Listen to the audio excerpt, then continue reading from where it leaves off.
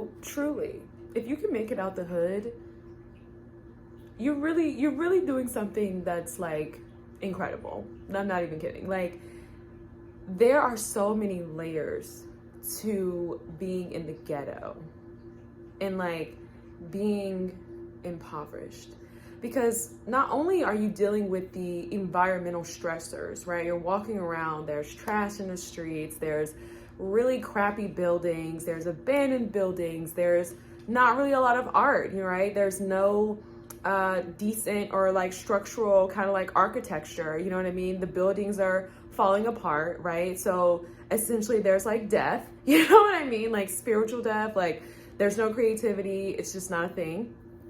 And then you have to consider the emotional bandwidth that takes on a person, seeing that day in and day out, you know, constantly seeing people who look like you, who are strung out on the streets, you know what I mean? Like, it's really crazy. And seeing people where there is no hope in their eyes. And I think the thing that I find most interesting about like being in the ghetto is how so many people in the ghetto will want other people who, you know, structurally, whatever, you know, I'm not gonna say whatever because there's an impact, right, historically, and they're in the ghetto, but then it's like the people who make it out the ghetto who look like them, they don't really have any responsibility for them, right? And it's interesting because it's like there's kind of like a carried shame, right? Like a misplaced pity almost. Like, why do you support the people who could give back to you? You don't have any expectations for them versus like people who, you know what I mean? I don't know. So I tried to say that in a way that doesn't offend anyone, because one thing I'm just noticing after listening to just some very interesting things and just being on my walk, I went on a walk, is that it's not America that is anti-intellectual, but it's most people, you know, like, and I think for me, what really gets exhaustive about intelligence is you're really like on an island, you know, like most people have like a specialized knowledge. They don't really couple that with wisdom either. Like, it's usually just like a specialized knowledge and that's just what it is. And usually that's, you know, that will suffice. Like, that's, you know what I mean? Like, that's all that you really need to be successful and like, you know, be in certain circles. Like, you see some people who are just like really high strung on politics, but they just don't really know anything else, you know? And it's like, why invest? Like, knowledge is so like, you know, it's a multidisciplinary, like there's so many things you can learn and people just like choose to learn one thing. And I also realized too, you know, because I've had people say to me like, yeah, you just don't really let anybody else talk. And I can be overly expressive, like I get it, I really do. But I think like growing up where there's a lack of education and there's poverty, I just feel like most people, and it's kind of like the internet today too, like most people aren't really saying anything interesting. Like they're not saying anything purposeful, you know, like you're leading people astray, you know, like why would we listen to you? You know what I mean? Like it's not, you know? And I think that most people are really careless with their words and like they're not even thinking about what they're saying. They're just talking. So it's like, yeah, I'm not gonna listen to you, you know? Now, I don't feel like I've developed like a weaponized form of intelligence. Quite frankly, I look forward to getting out of this space of being in poverty so that I can actually bask in my femininity. And I know that's like so cringe because it's like, girl, how are you going to be talking about intelligence and then shy into this femininity? Well, no, right? For me personally, my experiences as a Black woman, I've always been the lamb. I've been the sacrificial lamb, and it's exhaustive. Like, it is so exhaustive. And when I think about my own personal decisions and the environmental factors and the influences or lack thereof, positive role models and influences, I realize like where I am, it's not really where I want to be. You know, I think I'm very proud of like the awareness, the cultural awareness and like the well-roundedness that I've developed. But I think about in terms of experiences, and I think about for so many Black women, you get caught up in your environment. And like when you're not aware of that you can possibly become like a product of your environment, or that you are becoming a product of your environment, you're really susceptible to it. So for so many Black women and women who look like me, you just find yourself in this web of like poverty, deprivation, dealing with someone who is leading your life, who should not be leading your life. And it's just like, it's not, we have like for so many of us, we have like arrested development. So, instead of being, in your 20s and like you're progressing, and people could say that this is the American standard. Me personally, I think that there's nothing wrong with having a standard for your life in terms of like hallmarkers and like things that you should achieve by a certain age. I think that where we are collectively as society, and like why we are like, oh, don't compare, and they're not happy over there, and we say all these different things to kind of justify our personal dissatisfaction. And I think the reason being is because we realize that like, a lot of the choices that we made were based on the lack of information and the knowledge that we had at the time, or the lack of resources for that matter. And when I think about just being in the ghetto, being in poverty, and not really having anyone who supports you, not having anyone who is really pushing for education and academic achievement, right? It's kind of seen as something like the back burner, right? Like nobody really cares, the prioritization, and Dr. Kunjufu talks about this too, like the prioritization for the Black peer group is partying, right? It's materialism. And I always say like with materialism, we kind of have to keep that wide open, right? And I mentioned generational wealth and how a lot of people were like, generational wealth. And I was asking them like, do you know what that really means? Because it's not just starting a business, right? Generational wealth is literally living on like 2 cents and like making your own bread. It's not buying anything.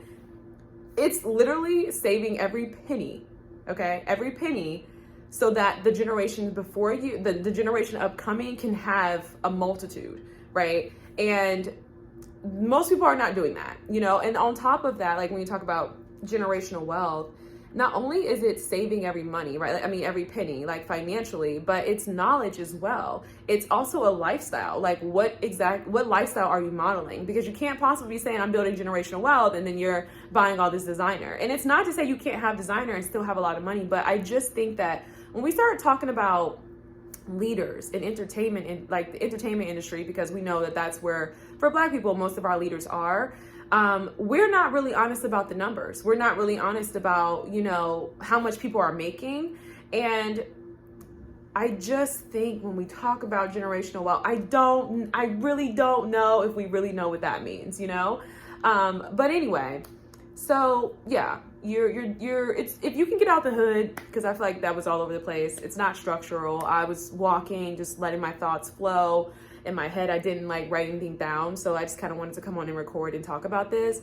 But yeah, if you can get out of the hood, like that's really big, because like I said, you have a lack of resources. You have people that are not supportive, people who are discouraging you, and it's one thing to be like, okay, yeah, this person doesn't support me, that's fine. Nobody has to support your little stupid business. You know what I mean? Like, okay, whatever, we can have thick skin in that area. But it's another thing when you have people who are literally tearing you down and, wanting you to use all of your resources and your time and your energy, your positivity, your momentum for them. That's another thing, right? And then you have this fear where it's like people aren't actually willing to share their resources with you.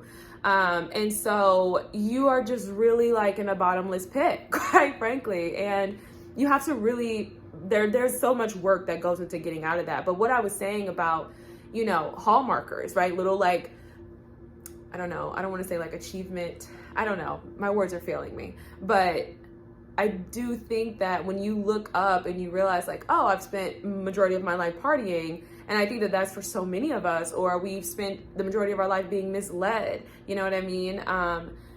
Poor leadership, poor influence, right? You're young, you're impressionable, you don't have that. And you look up and you're like, I actually don't want this for my life. And you could say like, this is something that is across the board. Obviously me personally, like being a Black person, I just like this has been my experience. But yeah, you just look up and you're like, wow, had I had different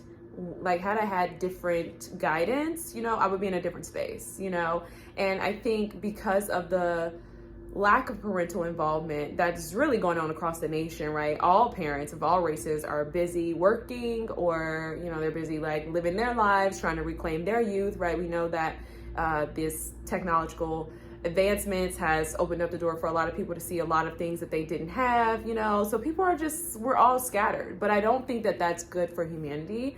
I don't think that that's good for a person's self-esteem. You should want to mature and better yourself and like find yourself in a situation where, you know, you're competent, you're capable, and you are kind of like acting your age, you know. So I know that this video was all over the place. I feel like there's always so much to unpack when you have conversations like this, especially when you start talking about poverty and education and Black people and just the whole nine. But like, yeah, it's definitely very interesting.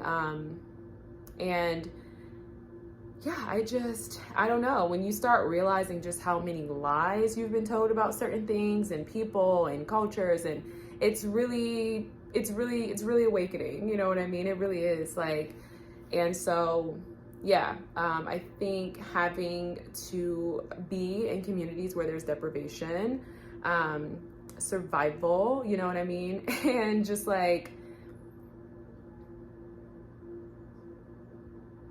yeah, just like a lack of safety, like environmental safety. I do think that that changes you as a woman, like not even just physiologically, but I think biologically. I do. I think it has a huge impact on you. And so I really like that Black women are really coming into the space where they're reclaiming their femininity. I've heard other women of different races saying the same things. And I really love that for us. I really do. So all in all, I'm not really sure what, you guys, you probably can't hear this, but there has been a cat outside, and I've been saying I've been wanting a cat, so maybe this is my baby, I don't know, but it's like been outside and it's so loud and it does this thing like every now and then. But anyway, yeah, so I think that the opportunities are there. I think that for people who start out with parental involvement, you're gonna have a way better shot at really anything, you know what I mean? Like people who have parental involvement in sports, right? We see this with like athletes, you know, and even those who are in academia. Like when you have parental figures who are involved, it's going to make a huge difference in your life. So that's one thing. And then the other thing is, if you are in a space where you're like, okay, I've made certain choices, right? Because I'm an adult now, I'm not gonna wallow, right? I understand what it is what it is, and what hasn't happened just isn't gonna happen, right? And you find yourself in a space where you are grieving, you know, you're, you know, maybe like arrested development or lack of professional development. My advice to you is just to allow the emotions to flow and just go through it and just know that this is just where you are momentarily. I feel like for me, at least, I don't think that any emotion or anything that I'm saying is invalid. Like, that's very valid. You know what I mean? Like, that's a really, you know, but it's like, you have to understand too, like, that's just emotions, right? So like, I guess what I'm saying is, you know how people are always trying to like seize, you know, anxiety and depression, and you're always trying to, you know, be someone who's like, oh, you know, don't be depressed, or, you know, but it's like, no, it's really normal. Like that's normal, you know. If you're like growing up and, you know, deprivation, yeah, that's gonna corrode the human spirit, you know. And like, obviously gratitude is a pacifier. Like, we know that, you know, you can be grateful, and that's gonna be the thing that's really gonna keep your spirits up, and that's okay, you know. But I think those feelings are going to come up for you again. They'll probably keep coming up, like even for myself. But it's like, you'll get to a point where it's like, okay, you know, like this is just the experience. This is just me going through the motions. This is just me processing and developing.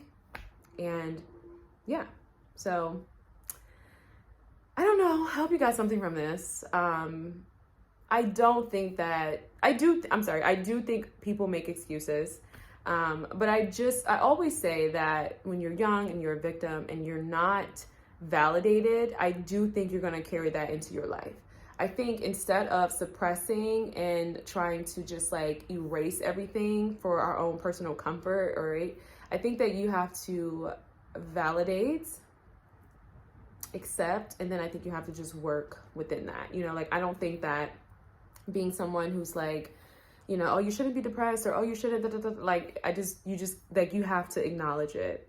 And like 9 times out of 10, what you're going through is valid. You know, like, I think as much as we try to talk about like humans and our capabilities, we're just organisms at the end of the day, and our environment plays a role. So hope you guys got something from this video. Kind of bit of a ramble, you know, but yeah, and my mic is broken too. So, okay, bye.